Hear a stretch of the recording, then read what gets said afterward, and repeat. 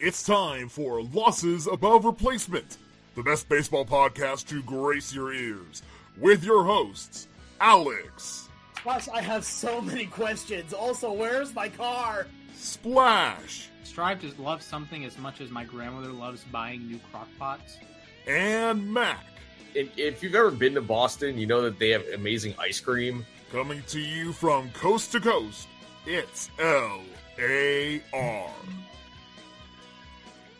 They told me bust down my AP. Perfect timing. Got them baguettes on my neck. I stay shining.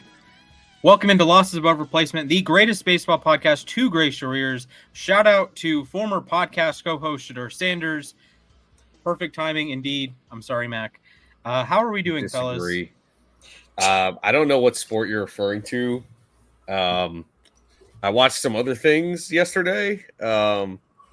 I watched basketball the other day. I don't know. I'm doing all right, though.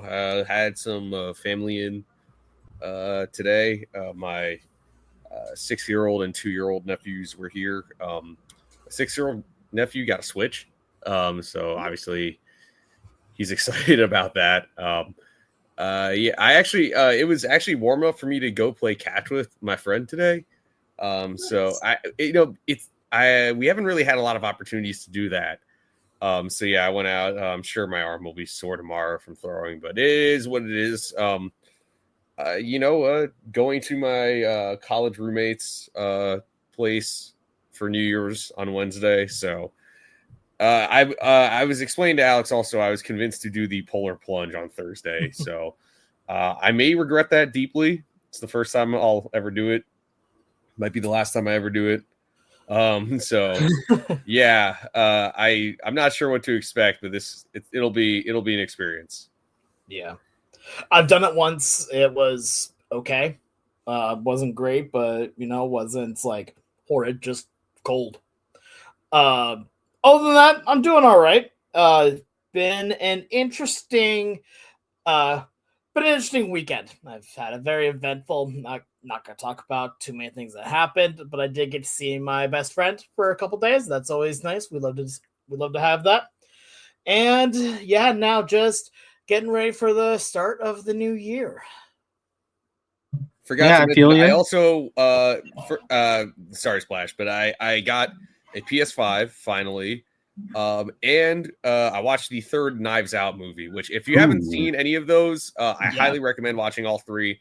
The third one is excellent. It's good. I still think the first one's the best one, though. Oh yeah, same. I agree. Okay. That will be on my Netflix list here very soon. Unfortunately, with my new work schedule, I don't really have ample time off to watch movies. Like for 6 months, I was off Fridays and Saturdays, right? So I could allocate Saturday to do something like that. But now it's say I'm off tonight, right? Well, I try to catch up on sleep.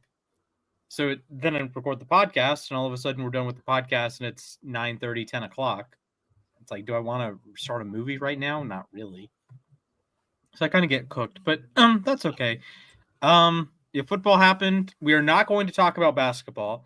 The Cavs make me don't ever want to watch the sport. I have, for the first couple months, I stuck it out with the NBA podcast, the Zach Lowe show, Bill Simmons, the Mind the Game, not Mind the Game. That's the LeBron one. The new one with Max Kellerman and Rich Paul. That one was pretty good. Rich is an interesting person.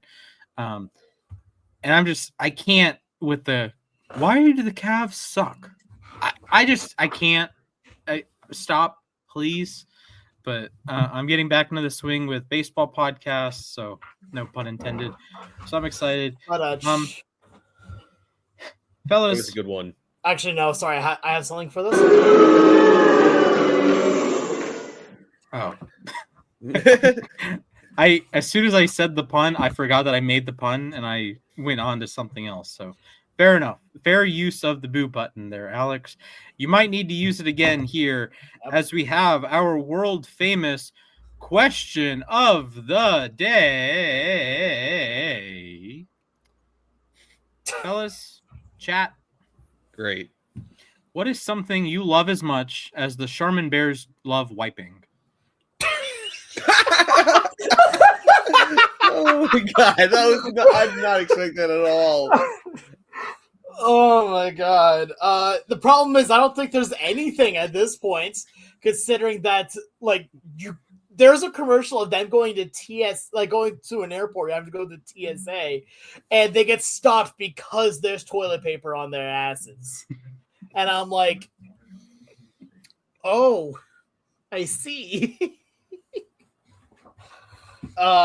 Is this that? So that's the question of the day. Yeah, that's the question. I don't know if I can answer, man.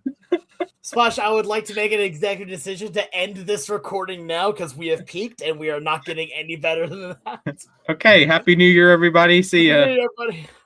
Roll the outros. No. Oh my goodness. What do I love more than a televised bear wiping its behind? Mac and cheese. Do love mac and cheese. I would say, ow! Oh my god! Ow! For those who don't know, I just hit my hand against my desk. You've just got to try harder not to Thank suck. you, Alex. I'll say, man, I don't know. I'd say Wawa. Yeah, that's fair. I just wish there was a Wawa near me. Because I've never had Wawa. I've had Sheets once.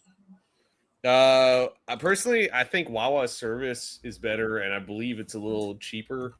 And the quality. Also, I would be remiss without mentioning the GOAT Buc-ee's, which is right behind me.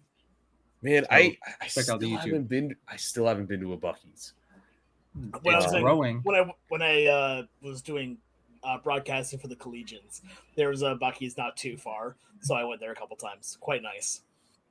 I hear it's like a spiritual experience going to Buc-ee's. It's very interesting, right?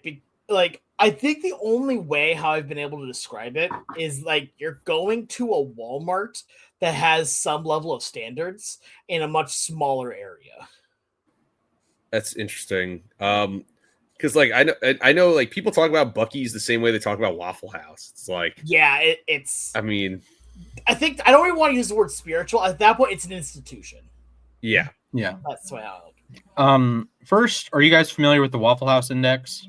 Yes. Yes. Okay, wonderful. Second, I think the only answer to the Charmin Bears question is how much Buc-ee's loves gas pumps. Oh yeah, absolutely. So, fellas, I didn't get to say my answer though. It's my boy Quilava. All right, What's we're your answer? skipping Alex. Oh, Quilava. Here we go.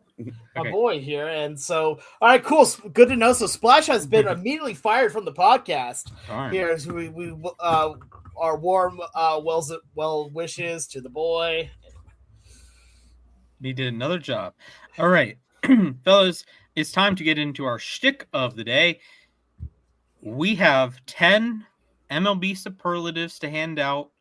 These aren't like your regular awards, they're cooler, right? If they are going to the school dance, they're the ones that are wearing the fluorescent color-changing suit, the tie that is pitch black, and the pants that are khakis, because I can't think of any other pants right now. But they are the cool kids on the block. They are the John Daly smoking the cigar in front of the other golfer meme. These are perfect in every way. So they're not like MVP. Who cares about most valuable? Who cares about Never heard of it. best pitcher? Who cares about best rookie? We have the 10 questions. You came, and we will give you the answers. Starting with the you would hate him if he wasn't on your team superlative. Alex, we will start with you and your Mariners. I mean, okay, so I feel like with this one, if it's the Mariners, I think the easy answer on this is Cal Raleigh wins this one. I mean, a switch hitting catcher that should have been the MVP. What more do you want in a player? I feel like it's kind of hard to it's hard to actually defend this point because it's too obvious of a pick. If he any team that goes against him, you're like, why do we have to face this guy? Because again, you can't even put in a pitcher against him. He's a switch hitter. Yeah. So well on that front, I guess I'll make another answer on this, and I'll say George Kirby. George Kirby is, I think, a very interesting pitcher that is, when you go against angry George, it's going to be a tough day at the plate. Yeah. So to clarify, this is from the 2025 rosters, right? So Yes. before, Yeah. okay. If you want, you can give someone that is going to be on the 2026 Mets. That's fine. But okay, great. Because I was going to say from the 2025 roster, the guy I was going to select has been traded. That is Jeff McNeil. It seems like universally, well, Mets fans didn't really like him by the end of his tenure too, but opposing fans would say the same thing. He's one of those guys where if you ask division rivals, they're probably like, "Oh my god, I can't stand that dude" or whatever. From the current roster, I have a hard time finding one from the current roster. I guess I would go with Lindor just because he's one of the better players on the roster, and he's also the most outspoken, I would say. But I feel like Lindor, he's one of those guys where opposing fans would respect him but hate him. And it's funny you said that about like the Mariners. Like I actually didn't even think it was gonna be Cal. I thought it'd be Julio because of how divided even Mariners fans are on Julio. But people that are saying bad things on Julio are just wrong. Yeah, I agree. Come on. So I have a couple rapid fire answers. Number one, Eli White in the state of Tennessee, aka the GOAT. Number two, Jurickson Profar. Remember, he did get popped for PEDs, so people don't really like him for that. I can also imagine the plate discipline shtick rubs people the wrong way, and you can just look at his defensive lowlights and like, this guy actually sucks. No, he's actually really good and really enjoyable. And please, Walt Weiss, put Ronald back batting leadoff. Ronald is a solid answer here. That is probably the answer. I don't want to say showboating, but like the grenade celebrations and the two cold celebrations. He's the GOAT for that. But that can rub other fans the wrong way. Looking at you, Cubs fans. Oh my God, I forgot about that. That pops up on my feed every couple of months, and I'm like, lol, Cubs, lol. Marcell Ozuna, we don't have to go into that. He's not a Brave anymore, but yeah. Yeah. He was on the 2025 Braves at least. Yeah, he was, yeah. Chris Sale, he's like 40 and still the best pitcher in baseball besides Skeens. So Ronald is probably the answer just from a if someone is styling on you, you can get angry at that. Mm-hmm. But if he's styling for your team, yes. You love it. You get behind in my veins. Yeah. All right. We have a controversial one coming up. The LAR superlative for most punchable face. Mac, we will start with you. I am going to go with noted Mets rival, even though he isn't actually that good against them. It's Rhys Hoskins. Respect in the most respectful way possible. I'm not saying that Rhys Hoskins is a bad player. I just think that as an opposing fan, you'd probably see his face and want to sock him between the brows. But that being said, I mean this in a respectful way. Especially now that he's not in the NL East, I don't, have nearly as many resentful feelings towards him, especially after the Mets sent him packing, a couple years ago. But yeah, that's just, as an opposing fan, that's who I would think of. Yeah.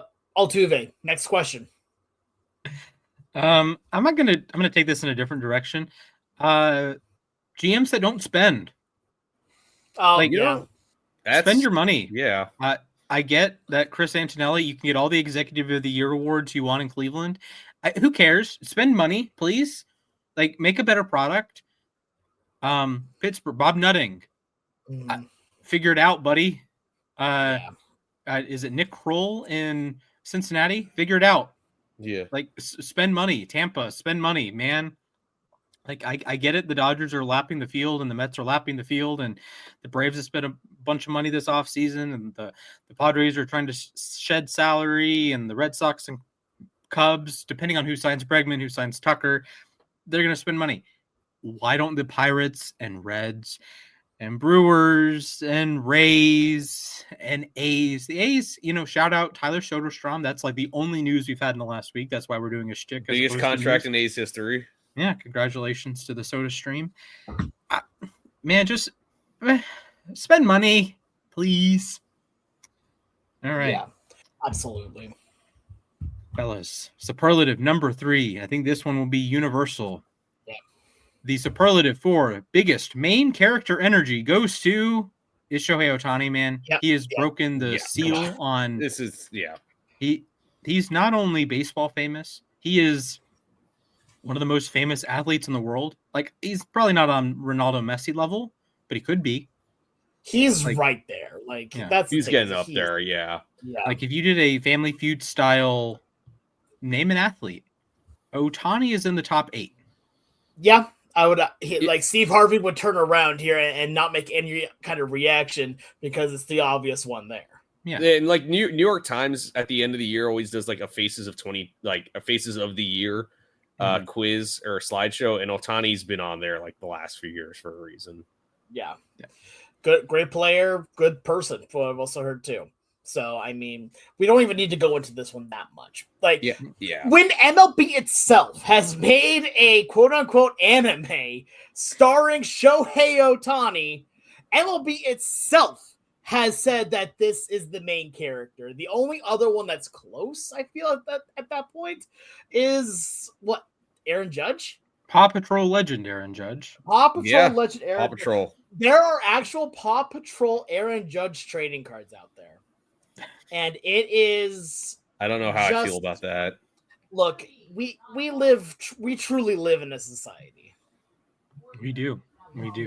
And we also live in a society that we will give out the superlative for biggest chaos agent. Alex, as the fan of the team that introduced fun differential into our lives and a team that won a 15-inning playoff game, who is your chaos agent of 2025?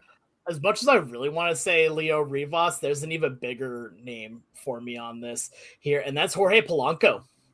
Polanco was an absolute menace at the start of the year there, even while hurt here for some, well, not hurt, but still recovering, I should say, and played incredibly well, and then went cold for a little bit, and right when it mattered most, got really, really hot again, and was the one that kept them in games a lot of the time.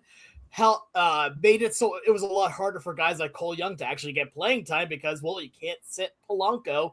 You need him to play. So sorry, Cole Young, you're just going to have to sit for a little bit. And then, oh yeah, by the way, some 15-inning game happened that ended with a Polanco swing. So, pretty good here. I think it's Polanco to me. I'm going to go with another Mariner. I think it's Cal Raleigh. Yeah. Just purely because of the chaos he caused for the MVP race. I mean, the fact that there was actually a debate as to whether Aaron Judge was going to win MVP this year, and that the vote was actually relatively close. I would say, yeah, he was a chaos agent this year. I mean, Yankee fans certainly think so.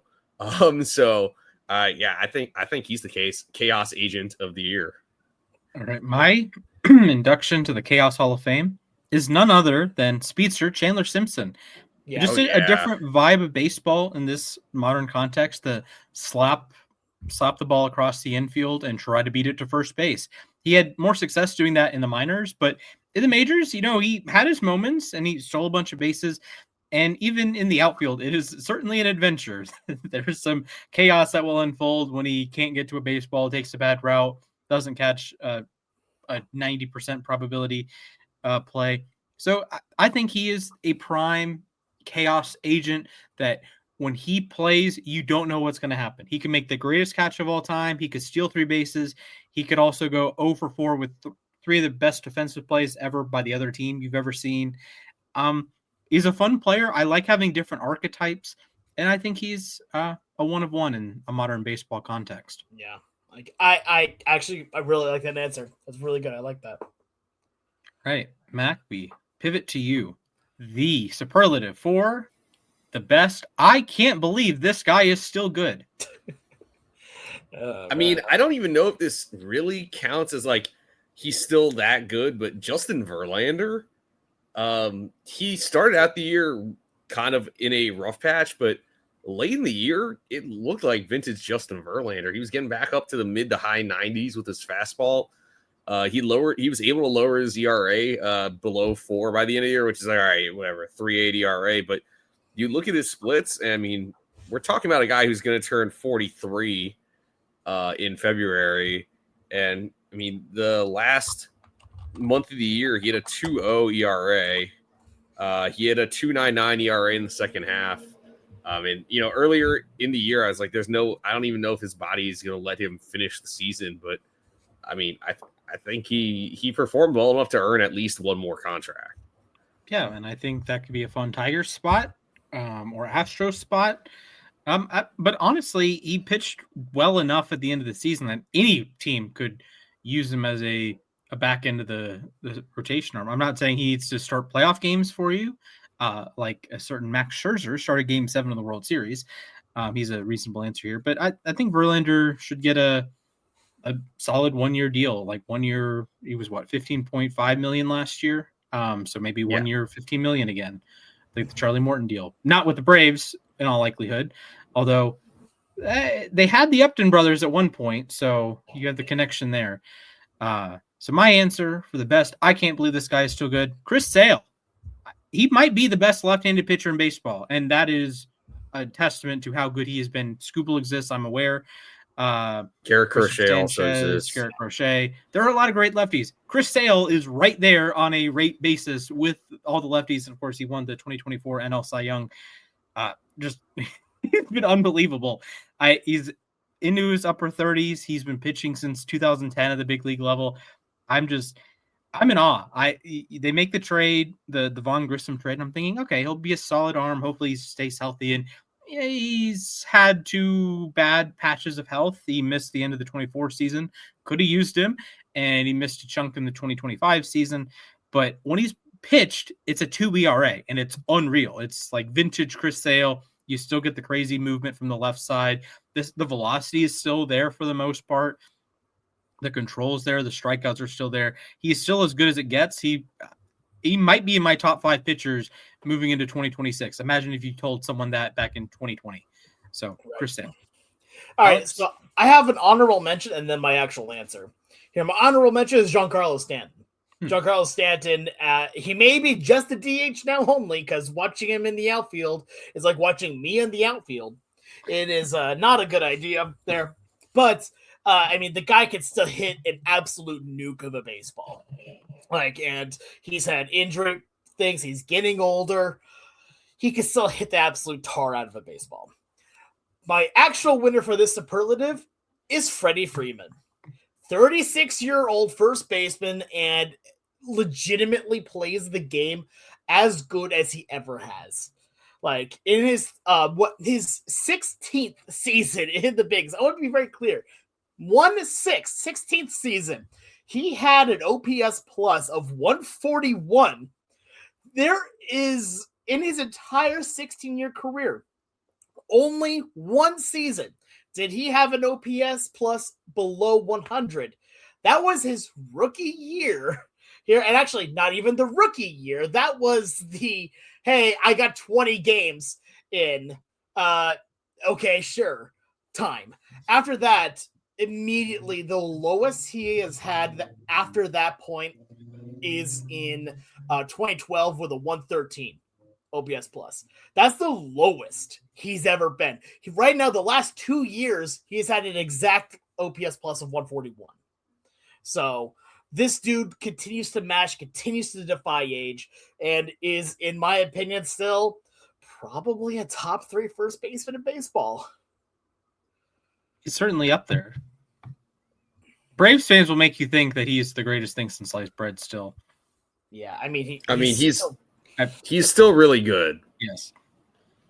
And even with a surgically repaired ankle, like he's still a beast. Like, I want to point this out for a second, right? Here again, by the way, 16-year career, but anyway, he has been in the MVP conversation, receiving MVP votes every single year since 2018.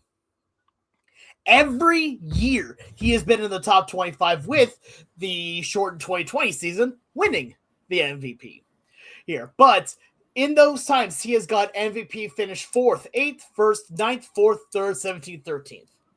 Like, you're talking about a 36-year-old that was supposed to be just a one-dimensional player. He is one of the best in all of baseball. I feel like this is an easy, like, how is he still this good? And I think he's really secured himself as a Hall of Famer. I mean, this is a guy, I think he went from, I think when his Braves tenure ended, it was like, all right, he's probably on a Hall of Fame trajectory. But these last few years in LA, every year it feels like you're expecting greatness. And I think it's fair to say he's a slam dunk to make the Hall of Fame. I think at this point right now, the question just becomes, is it going to be first ballot? Oh, yeah, easily. Which, at that point, I think he should. Yeah, especially since it looks like he's not slowing down at all. I think he still has a decent enough chance to get to 3,000 hits, which... Oh, yeah, currently now... Yeah. I mean, here's the thing. Right now, he's at 2,431, right? So that means that if he was averaging, let's say his average on a season is 181. If he kept up that average here, he would need to play for, 3 more years? 3, 4 more years? 3 and change. Yeah, 3, 4 more years, and he would break 3,000, and that's if he doesn't have, the big seasons here on this. Like, if he just... if he plays out of his mind even one season and gets over 200, which I think is very possible considering that they're always going to pitch to him. I think he's probably the most likely next to get it. Yeah, and he has 2 more years with the Dodgers. I can't believe that it's only 2 more years. It feels like just yesterday that he signed the contract. Yeah. I remember getting off a plane in Atlanta, and I saw the double notification, Olsen being traded to the Braves, and then a few hours later, Freddie was signing with the Dodgers. It's a reasonable shot at 3,000 hits. Another underrated milestone, 600 doubles. Yeah. He should get that in 2027. Assuming, hopefully, we have a 2027 season. He should get that in 2027. He's 53 doubles away. Heck, he might get that. I was going to say, he could get that this year. I would say he probably gets it like April or May next year. Also, it's Freddie Freeman. He will hit his 400th home run by the end of his Dodgers tenure. Oh, easy. Yeah. Like he could get it this year too. Home runs. It'd be a long shot, but he could 33 home runs. I don't think Freddie's doing that. He hasn't had a 33 homer season since 2019. That was a juice ball year. Yeah. Otherwise, he only has one other season with 33 or more home runs. But I mean, he's going to crack 1,500 runs by the end of his Dodgers tenure, or by the end of this Dodgers contract. 1,500 RBI. He's still stealing bases at times. Had 6 steals last year. He has a lifetime 300 average. It's impressive. So he's a great answer for that. All right, fellas. Our next superlative is the stat sheet liar. Who is someone that lies on a stat sheet? I honestly don't have an answer yet for this. So, because this is a weird. Do you mean with this one that are we talking the metric ball type liar stuff, or are we talking about the actual stats themselves are not as good as they should be? I'm thinking maybe a guy who balls out in low leverage but sucks when it matters. Yeah. So sort of like a. You guys remember Kevin Martin? The basketball player? Yes. Who would score 20 a game, but his teams never won anything. Or Kevin Love on the Timberwolves, 26-12, but the Timberwolves were a 500 team or below, so it didn't really matter. Yeah, but that doesn't really work for baseball, though. I have an easy answer here, and this was the first guy that popped in my head. As much as it hurts me to say, it's Riley Green. Unfortunately, Riley Green, he hit 36 home runs. He drove in over 100 runs. 111 to be exact. But he also struck out 201 times, led the American League in that category. And you look at his leverage numbers or his clutch stats: 2 outs with runners in scoring position, 211, 243, 451. Late and close, 128, 209, 269. All right, that's not going to cut it. And then you look at the leverage numbers: 637 OPS in high leverage situations, 830 OPS in medium leverage, 854 in low leverage. So, unfortunately, I can't help but like think of him when I see this. I mean, it reminds me a lot of Lucas Duda when he was a Met. Obviously, I think Riley Green is a significantly better player than Lucas Duda ever was, but I look at these stats and I understand why Tigers fans get frustrated with him. I think he's an exceptional talent, but like it's hard to not get frustrated with those numbers. Sure. I'll stay in the AL Central. Salvador Perez, he had 30 home runs and 100 RBI. That sounds great. Like that sounds like a player you want to have on your team. He had 35 doubles. That was a career high.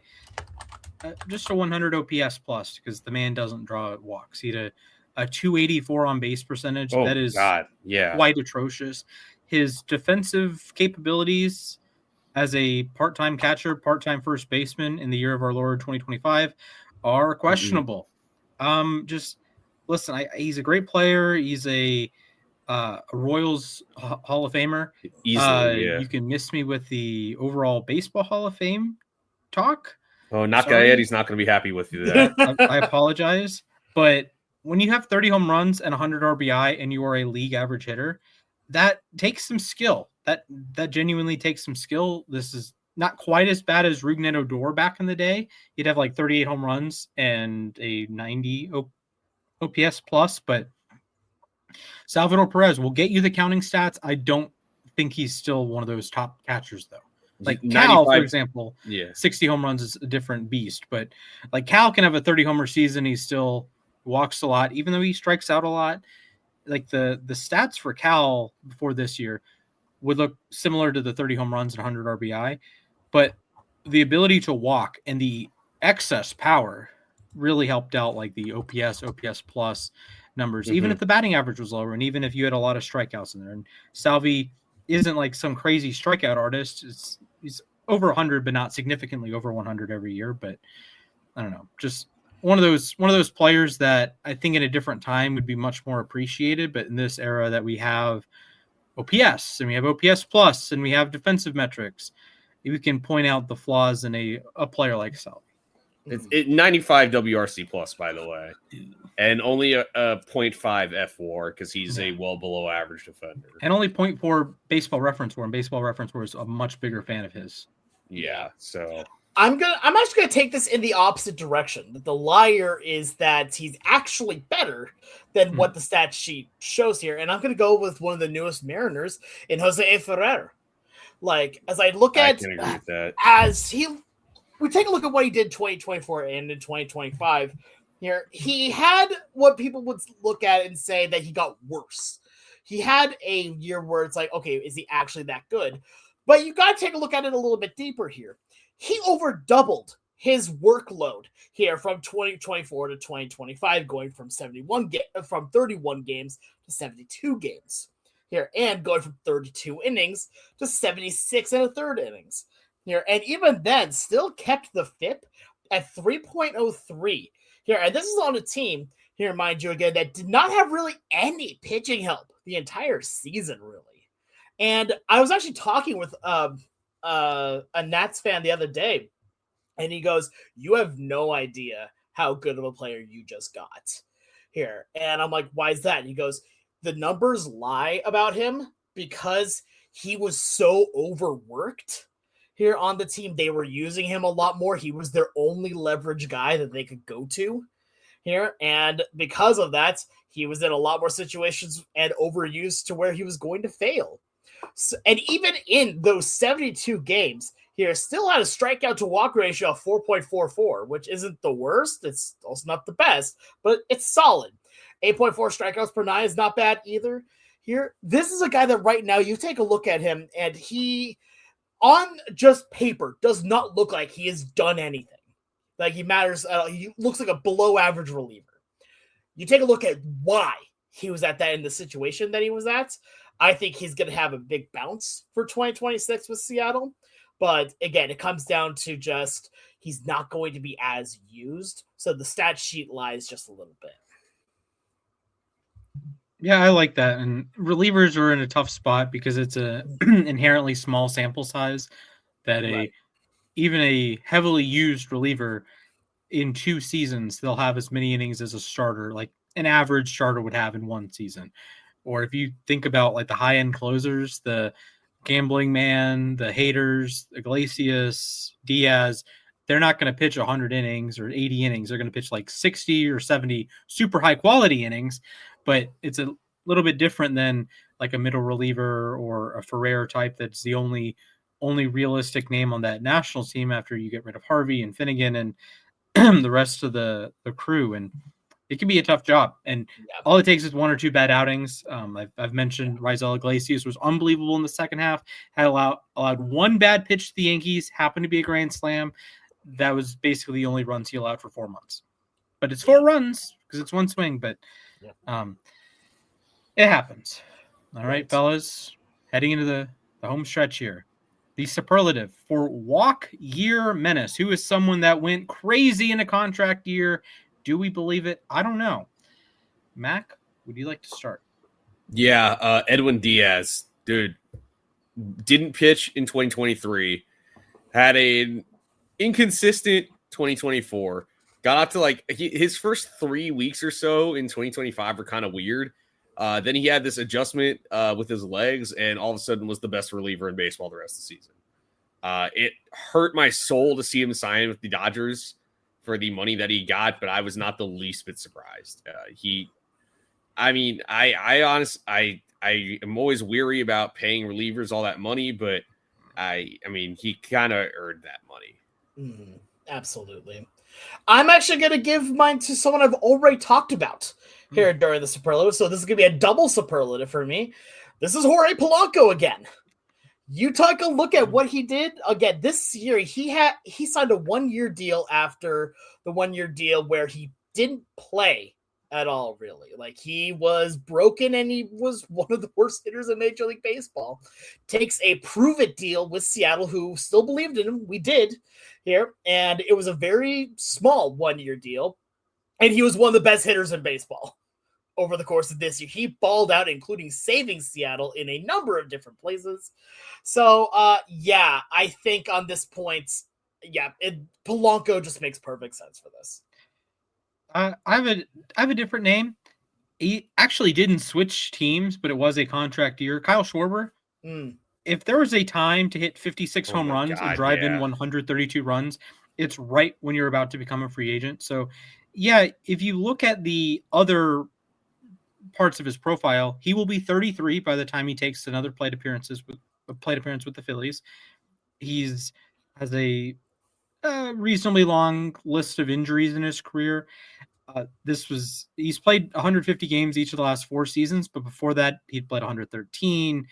Of course, he had the famous ACL injury in 2016 that he could only come back in the playoffs as a DH. He's not exactly a spotless player. There's a lot of swing and miss in the game. Even this year, he struck out 197 times, his 4th year in a row with at least 197 strikeouts. But 56 home runs, 132 RBI, 108 walks, a 150 OPS plus. That's his best in a qualified season. A great time to have your best season of your career. And for the Phillies, I hope you get that again. You have a very aging core, Harper, Turner, Schwarber. They're all on gaudy long-term deals. Zach Wheeler is coming back from thoracic outlet syndrome. Aaron Nola's not getting any younger, and like you need another quality year out of Schwarber. So I think he's still going to be awesome, but this is a perfect time for a 50 homer, 130 RBI season for him, for sure. Absolutely. Can I give an honorable mention as well? Sure. Eugenio Suarez also absolutely balled out at the beginning of the year. Remember that he hit he had a 4-homer game as well. And lost. Which is crazy. Yeah. Baseball is weird. But crazy sport, man. Also had legitimately one of the greatest moments in Seattle sports history with his grand slam. The fact that Mariner fans are already comparing it to like the double, Edgar's double, calling it the slam now, like it didn't have as much meaning as that one did, but gosh, did it feel good. Hey, it was in a deeper round of the playoffs. It was. Yeah. Playoffs, and it made it so Seattle was only one game away from going to the World Series. I wonder how that turned out. Do we want to talk about those games? No, the series ended. The series ended after Game 5. Series ended right there. Boom, Mariners going to play the Dodgers, sweep them in 4 games. Let's go, boys. Okay. Well, speaking of October, our next superlative, the superlative 4, the October Menace. I think we're all in agreement here. Yeah. Yoshinobu Yamamoto. Yeah. World Series MVP, unbelievably, pitching on 0 days rest, Game 7 of the World Series, had a complete game in the World Series, had a complete game in the NLCS. Just the grit, the determination, I'm sure if it had kept going, he would have kept pitching. It's uncanny. I'm sure he wanted to stay pitching in Game 6. I'm sure if there was a Game 8 the next day, if Rob Manfred came down from on high and said, you know what, this series has been awesome, let's add another game, Yamamoto would have been down to pitch Game 8. He would have been down to pitch Game 9. He would have been down to pitch Game 10. He's just built like that. And I got to give credit where it's due. Your October Menace, Yoshinobu Yamamoto. I'm actually going to go in a different direction here, though. I'm going to go with a player from the World Series losers, Vladimir Guerrero Jr. Dude, this guy was labeled as a postseason choker because he underperformed his first 3 postseasons. Dude, this year, surprisingly did not lead his team in hits because Ernie Clement got 30, which I believe is a postseason record. But 8 homers and 15 RBIs, 14 walks against 17 strikeouts, a 1289 OPS, 397 average with a 494 on base, 795 slugging. I mean, that is... It felt like every time he came to the plate against the Yankees, he did something. I remember he was cold the first couple games against Seattle. Then he got back to his old self. Felt like every other swing was a missile. Then the Dodgers, it was the same thing. It felt like every time Guerrero came to the plate in the playoffs, he was going to do damage. Right. I'll also give another name, and actually let's give it another name for the Blue Jays, Trey Yasevich. Who has heard of Trey Yasevich here before October? Here, and I gotta tell you, not me.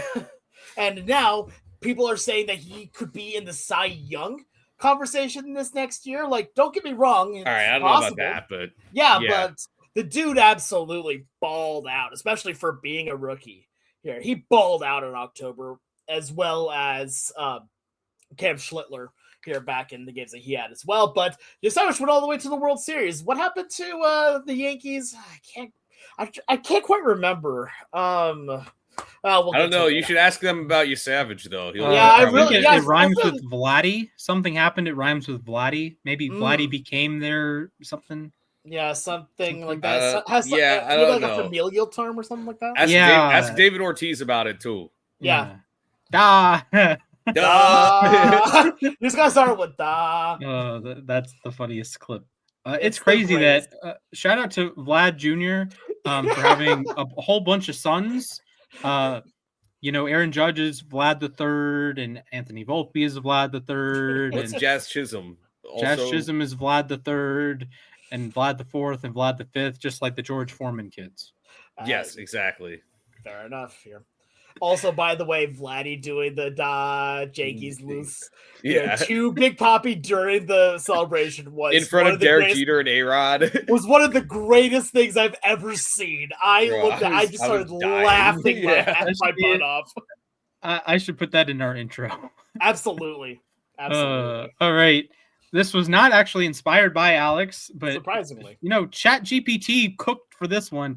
If baseball was WWE, this guy is the heel. Alex, we go to you. Yeah, this was easy for me. It's Dave Roberts, the manager for the Dodgers. Here, here's the thing. There's a thing as a heel manager in WWE. Look at Paul Heyman, one of the greatest to ever do it. In fact, a lot of managers are heel. But especially after the quote Dave Roberts had here, and I quote, before this season started, they said the Dodgers are ruining baseball. Let's get 4 more wins and really ruin baseball. That is as much of a heel promo as you can have. John Cena heel would be proud of that one.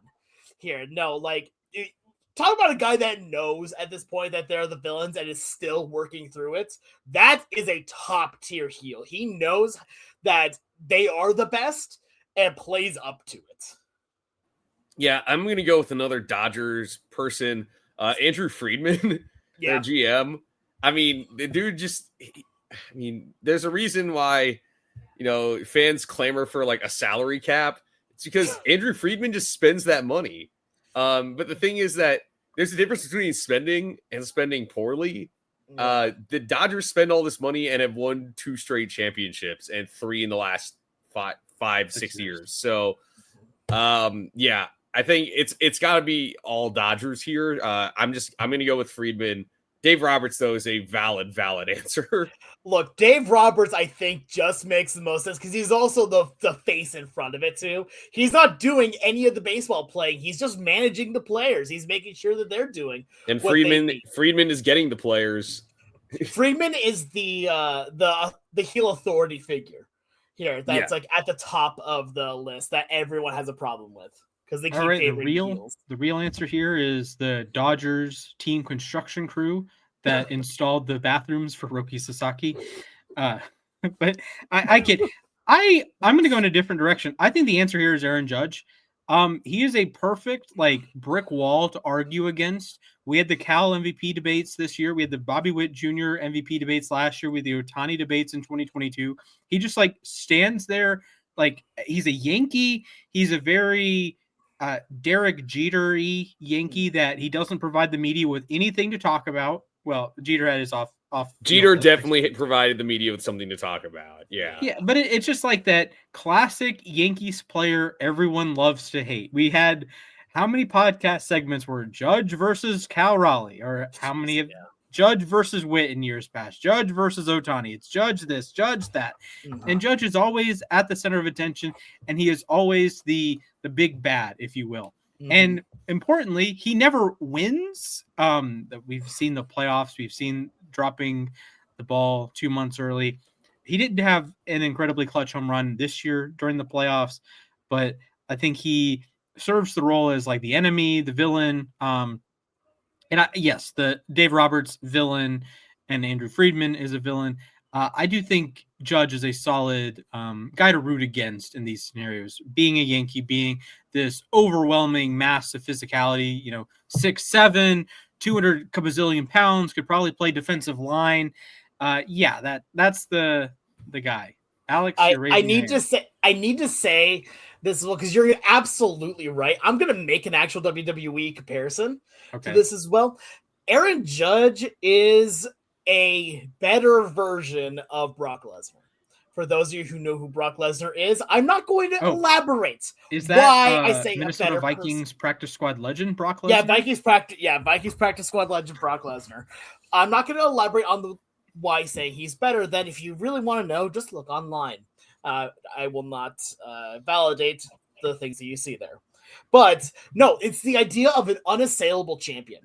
The one that looks like he is completely unbeatable here. And again, baseball's a team sport, so he doesn't always have to win. It's as long as he doesn't lose. And he hasn't lost. He's been the MVP. Every single year, he is at least right there at the top. If he's not first, he's second. If he's not second, he's first. Here. That's how it is for the unassailable champion here. The special attraction of the Yankees, which, again, we had this talk a little bit ago. The Yankees are a good team, not a great team. You take Aaron Judge off of that team, they are a good team. They are not a World Series team. You put Judge on them, they could go to the World Series. I think they're favorites in the American League. Exactly. So that's what we're saying here, is that it is an unassailable champion that does not lose here. And so you're just waiting to see someone be able to finally topple him, because even in that example that you brought up, Splash, of dropping the ball and all that, that was one mistake in a sea of a bunch of others for the entire Yankees squad here. And the Dodgers just outmatched them.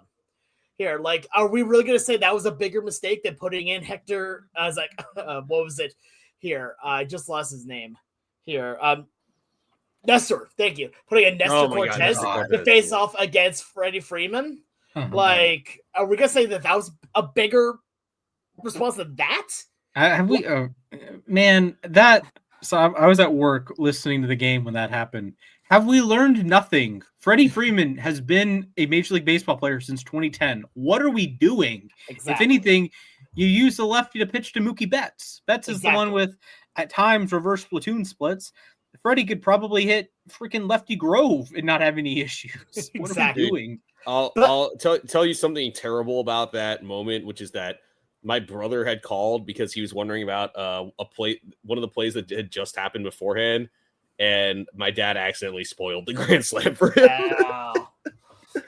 But because his feed was like 15 seconds, or like I don't know, a few seconds behind us. I mean, you guys kept spoiling the ace for me because you guys were a few seconds ahead of mine. Oh god, no! I feel like this was worse because he was on the phone with us. Oh, oof, yeah. I don't think anything will ever top my boss at work. Big Dodgers fan. He watched all 17 and a half innings, and he goes to buy something. He leaves his phone on the other side of the register. He goes to buy something. And I run up and it's like, did you see that? Did you see that? And he's like, what happened? Freddie hit a freaking home run to walk off the World Series. Yeah. He's like, really? He's like buying like chips or something. He missed the walk-off home run. But okay, so to bring it back to Judge though, he is the unassailable final boss here. That the only one that can beat him right now that we've seen is in the other league. It's in the National League.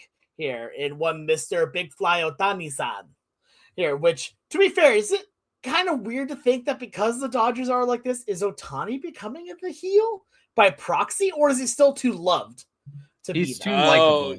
I agree. That's the thing. That's the thing is that I feel like Judge is super likable, and it became like, oh my god, cringe, very cringeworthy here, but it became like the cool thing all of a sudden to hate Otani because of the whole like gambling scandal. Yeah. But like personally for me, and maybe this is also because like he's my compatriot, but like I really enjoy watching Shohei Otani play. I think he's too. I know that people are like, oh my god, he's so like he's too reserved. Like, you know, he doesn't always want to sign autographs for fans and stuff. I'm like, well, he's he probably gets asked for stuff all the time. But personally, I think he's kind of a still, at least in Japan, he's perceived as a stand-up guy. Yeah. And like, I don't know, like when my grandmother was still alive, like Shohei was like the number one thing she always was watching, was the number one thing she always wanted to talk about. So like, I don't know, he's like a big deal for me, at least. I don't know. Not everyone's going to agree, especially now that he's on the Dodgers. Yeah. Like, I don't like him when he's playing my team, but in other situations, like, I do own a Japan Otani jersey. That's how I feel about Judge, too. Yeah. I got to watch Otani play live a couple times here. Oh, my God.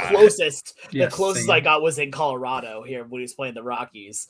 And just watching him play baseball was like, oh, that's why he's this good. Seeing him play for the Angels, I know that he had like it was a game he started on the mound, and he didn't have like a great outing, but he was a home run shy of the cycle, and he flew out to the fence in his last at bat. Like watching him pitch and hit, and then I remember he came in, faced Kodai Senga in at Citi Field, and he was like falling down. He lost his balance and ripped the ball like 116 miles per hour off the fence. I'm like, dude, this guy, what can't this guy do? Exactly. Yeah, just a freak among freaks. All right. We've talked about some of the best players in baseball. Now we're going to pivot a little bit. The final superlative, the sidekick of the year. Alex, we go to you. Yeah, I'll go first here on this, and I'm going to go back to Seattle on this one because it's me and I like doing that. I go to Gabe Spire. Gabe Spire is one of the biggest unsung heroes that we have seen here in the entire 2025 season, I think. He is the guy that is he does not get the save. He does not get even the hold most of the time here. He is the guy that comes in when you need him to, and usually is a little overworked on that here. I take a look at what he did, just this year, right? And he had an ERA plus of 145? Pretty darn good for a lefty reliever here that's only had an ERA plus above 100 a few times in his career.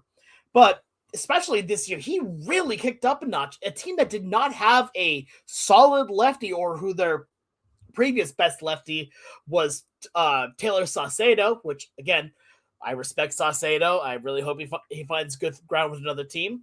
But he stepped up here, and he was the man that got this team here to, the 8th inning or to the 9th inning whenever they needed him to. A good sidekick here is complementary to the hero, to the main hero. So in this case here, he was the one that allowed guys like Andres Munoz to have incredible seasons. He is the reason why here the Matt Brashes had solid years as well. If they would not have had that if you had just another standard lefty in your bullpen, especially when he was the only lefty in your bullpen until one Caleb Ferguson came in and decided to remind everyone how good Gabe Spire was.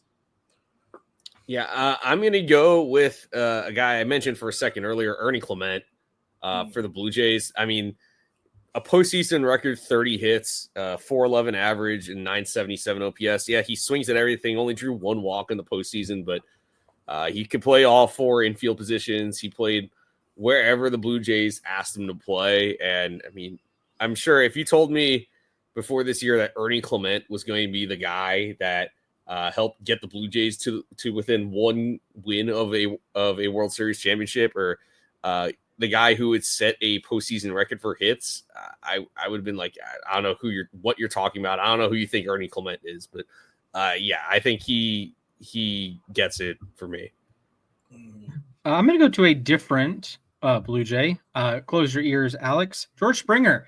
He's not the superstar that Vlad Jr. is, but when it mattered during the regular season, he was the 3rd best hitter in the American League, behind Judge and Cal. A 160 OPS plus, hit 30 home runs for the first time since 2019. A 959 OPS, that's insane. Scored 106 runs.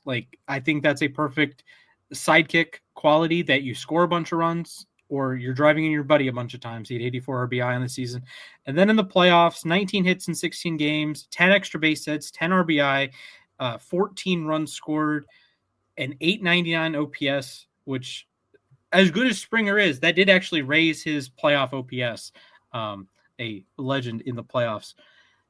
And of course, one of the most impactful swings in the history of the sport in Game 7 of the ALCS. When it came down to it, he was the guy you trusted. He, with Vlad and Ernie Clement, that they had this triumvirate of Guerrero's the forward-facing superstar, one of the best players in baseball. Springer is this wily veteran, a former disgraced champion, and Ernie Clement's the the hot shot, bing, bing, bing, bing, spraying hits across the infield and outfield. So they formed quite a trio, and surely they won the World Series with 3 elite players in the playoffs, right? Surely. Good effort. Yeah. I hate that you made me relive that moment, by the way. I'm sorry. No, you're I lived that moment in the work bathroom watching or following the game on Sleeper. Or maybe the MLB app. I use Sleeper a lot more now, but regardless. Those are our superlatives. Let us know who your baseball superlatives are. This podcast will go up Tuesday, December 30th. So you have plenty of time to get in your end of the year superlatives. You can tag us on Twitter at LAR_baseball, Instagram LAR_baseball, YouTube comment section. Spotify, I think, has comments we can look at. You can send us questions. So yeah, fellas, we go from superlatives to a trivia about superlaties. Oh, great. All right, here we go. All right. Instead of most likely to do such and such, like most likely to succeed, most likely to, become president, I have a different version of most likely to. Okay. Alex and Mac, I am going to give you a baseball stat in the phrase of most likely to blank in the 2025 MLB season, and you tell me the player that was most likely to do such a task during the season, also known as the league leader in that stat. So, for example, the most likely player to hit a home run, both on a volume basis and a rate basis, was Cal Raleigh. 60 home runs, 9.9 at-bats per home run. sorry, Alex, that is no longer an effective answer for you. So, fellas, are we ready? Sure, let's go with this. All right, Mac, Let's do it. please choose a number between 1 and 25. 17. Alex. 24. The answer is 17. Oh, let's go. Yeah, good job. All right. Mac, would you like to go first or second? I'll go first. Sure. All right. The most likely player to score a run. Shohei Ohtani. That is correct. 146 of them. That's ridiculous. That is absolutely insane. Helps when you bat leadoff and hit 55 homers, but that's ridiculous. Sure. And still fewer than Ronald had a couple years ago. Alex, most likely player to get a hit, or in terms of total hits. Oh, who was the hit leader this year? I'm going to go with, was it Aaron Judge? I'll give you half credit. Judge did lead the league in batting average, so on a rate basis, he was the most likely to get a hit. To steal the point, Mac, who led the majors? I know the answer, I think. Bobby Witt Jr. That is correct. Bobby Witt Jr. All right. Mac, who was the most likely player to strike out?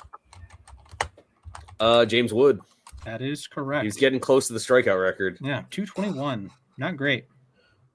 Alex, who is the most likely player to draw a walk? Most likely player to draw a walk? Yes. Mm-hmm. Let's see here. Oh, Don Soto. Yes, Juan Soto is correct. All Mr. right, Shuffle. Mac, by total outs, who's the most likely player in Major League Baseball to make an out in 2025? What? I got nothing here. I'm gonna guess based on a volume. I'm gonna go with Francisco Lindor. It is not Francisco Lindor. Alex, you may steal. I'm going to say Kyle Schwarber. The answer is Julio Rodriguez. Oh, 501 outs. I guess because he. I mean, yeah, when you bat near the top of the order all the time, yeah, it makes sense. That's just a preposterous number of outs. All right. Bro's still the best center fielder in baseball. Yeah, because the other center fielders suck. Okay, Alex. Hello. Most likely player to steal a base. Oh, steals. Is that Caballero? It is Jose Caballero, 49 steals. Oh, let's go, Yankees my boy. shortstop. All right, Mac. The flip side of that, most likely player to be caught stealing. Oh God, Ellie De La Cruz. Chandler Simpson. What? Alex, I'm sorry I did not give you a chance to. Sorry, yes, Chandler Simpson. Yeah, Chandler Simpson got caught 12 times. How many did he steal then? Not more than 49. Okay, I think great. he was at 36. Okay, that's still a 75% Using the conversion rate. Upper 30s or lower 40s. All right. All right, Alex. All right. The most likely player to get hit by a pitch. Ty France. It is not Ty France. Dang it. Mac. I don't know if this guy was the major league leader, but I know he led the National League. It was Caleb Durbin. The major league leader was Randy Arozarena with 27. Was it really Randy? Wow, I would not have guessed that. It feels like it's a Mariner every single season. Because Yeah, he doesn't it's weird. really like stand out over the plate or anything. Like that's All right, that's yeah. crazy. All right, Yeah. we'll do a couple pitchers to wrap us up here. All right, Mac, who was the most likely pitcher to allow a home run? Oh, that's a good one. Oh, What was the question again? Most Home likely run. pitcher to allow a home run. I'm struggling with this one for some reason though. I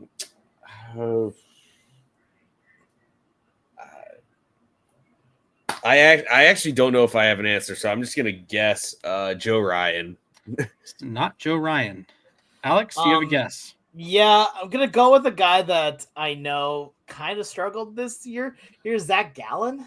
It's Jake Irvin for the Nats. Oh, 38 ding dongs allowed. Yeah. I saw him All give right. up like 3, I think, in a game. Like, yeah.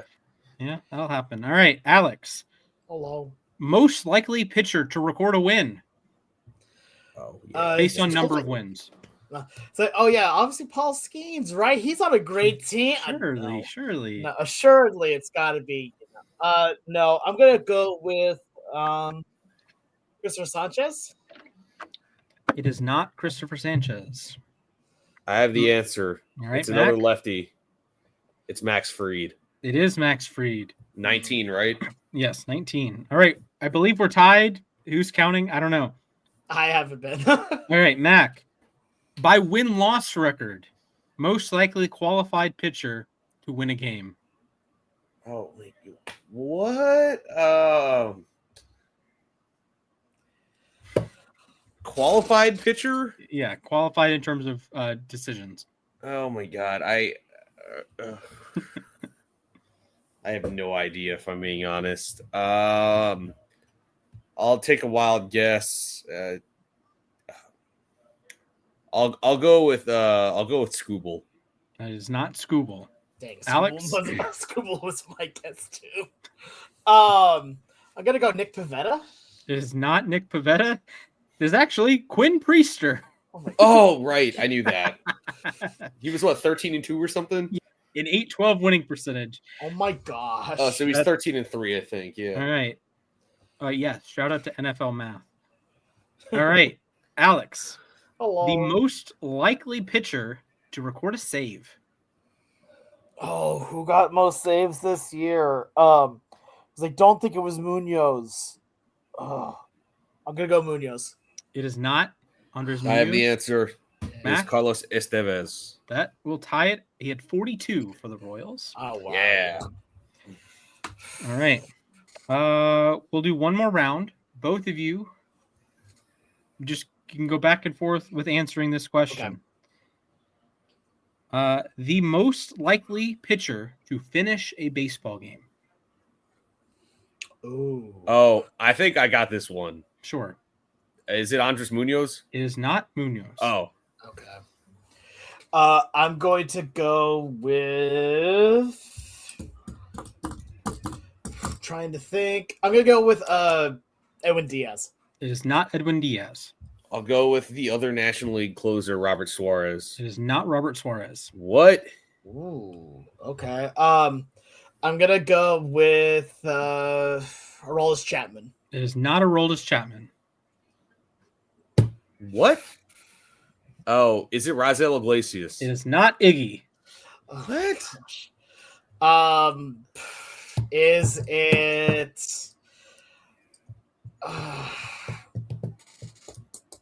Is it Kenley Jansen? It is not Kenley Jansen. Oh my gosh, we're gonna be here a minute, ain't we? He's a good reliever. This is a good reliever. Yeah. He's an all-star before, not this year to be clear, but he's been an all-star before. All right, I'm like trying to think of like team by team who the closer is. You said he's been an all-star before. Yep, one-time all-star. One-time all-star. If I said this before the season, you would have had your doubts. Because his team may or may not have wanted to have him start. Wait, what? May have wanted him to start before. Oh, Alex? I think I know who it is. I was trying to remember his name. Oh, I know exactly who you're talking about too. Not Clay Holmes. No, it's not not- Clay I know. Holmes. I know who it He was a is closer that was this year. Yes. He had more than 30 saves. More than 30 saves this season. Yes. He actually had more games finished this year than his entire career previously, actually. What? Yeah. I know who it is. I'm just trying to figure out the name. Yeah, I'm like trying to. He failed a physical. Jeff Hoffman. Yeah. That is Dang it! correct. That's Jeff actually Hoffman failed a physical. He failed 2 physicals. Yes. He saved. Okay, He finished 59 games, over 1/3 of the Blue Jays season. Say because he failed the physical with Baltimore, he failed the physical with Atlanta, and I don't remember him being considered to start for Toronto though. I know that he was going to sign with. I think both Baltimore and Atlanta. He was going to be a starter. Start. Yeah. But he was just a closer in Toronto. He wasn't that good of a closer, but he peaked at the right time. Yes, much better than Mr. Cheese himself, who's now a member of the Angels. I'm trying to remember who was that hard throwing sinker baller that used to be with the Cardinals. Jordan Hicks. Yes, Jordan Hicks. That's what I've been thinking of the entire time. Because I know that trying to make him a starter. I'm like, why? Because he throws 102. Because he throws 102. And there's all that talk about Mason Miller becoming a starter. I'm like, why would you do that? Please no. Earlier this offseason, apparently teams were looking at Ryan Helsley as the starter. I'm like, dude, Ryan Helsley's never been a starter before. And Ryan Helsley can't even be a reliever right now. Yeah, Oh yeah. All right. Well, congrats, that was a fun trivia segment. Yeah, congratulations, Mac. Thank you. Most likely to win trivia in 2025, probably Mac. I mean, it depends on how many. It depends on who makes more trivia at that point. Yeah, that is either going to be Splash or Mac. The only way how I'm winning trivia is if it involves Pokemon. Sure. Gotta catch them all. Gotta catch them all. Pokemon. All right. Well, that will send us to our final segment of the day, our moment to ourselves. Fellas, would either of you like to go first, or would you like me to go first? I can go first today. All right, Alex, your time begins in 3, 2, 1. I just want to talk about, wishing everyone first a happy new year. Hey, this is the last podcast that we'll record in the year of our Lord 2025. The next time you hear us, it will be in 2026. And I'm very thankful for a lot of things here. I'm thankful for the friends that I've had here. I'm thankful for having 2 amazing co-hosts that even though we bicker and we joke and all that, I'm honestly truly thankful for both of them for letting me continue to do something that I truly love. Also, I'm going to spend just a moment talking a little bit about just saying yes when given an opportunity to do something that you may not have been expecting to do. Here, one of my best friends, their birthday is on Christmas, is on December 25th, and I didn't have any plans. Our family, we had some plans, but they fell through, so we were just gonna be chill. They invited me as a last second thing to go to Dave & Buster's, and I'm like, yeah, sure, why not? I'm okay to drive, an hour plus to go and see them and go celebrate the birthday as well as the holiday. I went there, had an amazing time with them, had enough tickets to get an autographed baseball, and I got Shohei Ohtani's autograph somehow. I guess it was just meant to happen, but you know what? It wouldn't have happened if I just said, nah, I'm just going to stay home today.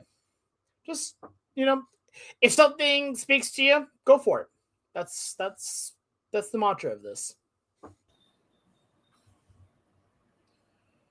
That's dope, by the way. Fair. Yeah. Yeah. There's a full story that goes. Yeah. Yeah. There's a full story that goes with it. I'm not going to bother going into it on podcast because we're already over time. Sure. But yeah. All right. Speaking Mac, of overtime. would you like to go, or do you like me to go? You can go. Sure. All right. Count me down, fellas. All right. Your time begins in 3, 2, 1, begin. I think you know what I want to talk about. I'm not actually going to talk about that. I'm going to talk about some 2026 plans. I'm making a personal 8x8, or it's technically 9x9, but it's this Japanese style box method. I was introduced to it by Shohei Ohtani. He had as a kid, he made this how to be the best baseball player in the middle, and it had 8 major goals, and each major goal had a minor goal. So I'm working on that. I'm excited to finish that up in the coming days and work on that for New Year's. I have a new standing desk coming in with a treadmill that I'll put underneath. So when I'm typing away on my articles, I can get get work done, both physically and job wise. So that's exciting. And I can adjust the desk so I can do it for the podcast. So I'm excited for 2026. 2025 was a horrible year. I want it to die. And guess what? It'll be ending here in about 48 hours, 50 hours from when we're recording. So yay to progress. I mean, I get it. I personally am not like, I didn't hate 2025. A lot of good things happened, at least on my end here, but I understand why a lot of people would not like it. Not a good year, but 2026 will be better. We can only hope. Yep. Hopefully it starts in early January. All right, Mac, your turn. If 2026 does not start in early January, I think we've got bigger problems to worry about than the start of a new year. I think we have to worry about the end of the apocalypse. It's like the end of the world of the coming apocalypse. Fair point. All right. All of a sudden it's February. Yeah. The calendar flips from December 31st to February 2nd. We find the glitch in the Matrix. Yes. It's like if you scroll far enough back in your calendar app, if you have an iPhone, it'll just skip time. Oh, yeah. Absolutely. Because they swap between the Gregorian calendar and the Julian calendar, vice versa. So, have you seen that? There's a clip that's been going on social media recently of this ping pong match, table tennis match that's going on, and the judge tries to flip the number to go from 1 to 2, and it just keeps going back to 1. Here, no matter how many times he tries to move it and change it and shift it, it always still stays at 1-0. Here, and I'm like, that feels like the same glitch in the Matrix. I haven't seen that one. That sounds like a good bit. It's pretty funny. All right, Mac, up to you, pal. All right. 3, 2, 1. Yeah, I'll talk about the one sports team that's not driving me insane right now. It is weird saying this. I said this to my friend yesterday. The Knicks are my saving grace right now, which is impossible. Literally, I said this. I was saying this yesterday, how they were so bad when I was in high school and early parts of college. I couldn't bear to watch them. Getting me to watch their games was like, I would mostly watch whatever was on national TV. I would watch the playoffs. I'd watch the finals. But shout out Mike Brown. It turns out that firing Tom Thibodeau was the right decision. I don't think Thibodeau was like the number one issue, but having 12 to 15 capable players on your roster actually matters. And it's refreshing to see the bench guys come up big, even when the starters are hurt. One of the things I'm grateful for in 2025 is Mike Brown. If you ask Knicks fans, they'll say he saved our lives. Maybe the ceiling is a little more than a conference final exit this year. I don't know. You guys can come back to this if things fall apart like tomorrow. But it's crazy saying that. But basketball is New York's saving grace right now. And that'll wrap us up for the podcast. Surely we're never. I didn't even bother to watch the Cavs Knicks Christmas game. I pulled it up on Sleeper because I was curious what the score of the Lions-Vikings game was, or the Cowboys game, sorry. The Cowboys-Commanders game. And, of course, being a Cavs fan, the Cavs are at the top of my feed when I go to that tab on Sleeper, and not sponsored. And it's like, the Cavs are up 10. And Mitchell has some good production. Garland has some good production. Mm-hmm. And then, like an hour later, I get tagged in an Instagram chat by a Knicks fan. Nice choke, or like W choke, or something like that. It's like, did they actually blow like a double-digit lead on Christmas at MSG? Are you kidding me? We were originally gonna watch the Knives Out movie earlier in the day, and then we were just like, all right, let me just like turn on the Knicks game just to see what happens in the fourth quarter, and then it was like, all right, we're stuck watching this. So I'll tell you one thing. Christmas Day for our family was we watched Knives Out, and around that, other than eating dinner / dessert, it was just we were watching the NBA games, which is If you told me this like 3 or 4 years ago, that's how we'd spend Christmas, I'd probably be like, I don't know what household I'm hanging out with. Fair. And the NBA kind of got lucky that the NFL games sucked. Well, the teams in the NFL games sucked. Admittedly, I couldn't get myself to watch a second of those games. Yeah, we had the Lions game on. Originally, my plan, one of the plans we had for Christmas Day was to watch that game because Gardner Minshew was supposed to be the starter, and then he got hurt. Chris Oladokun. Even.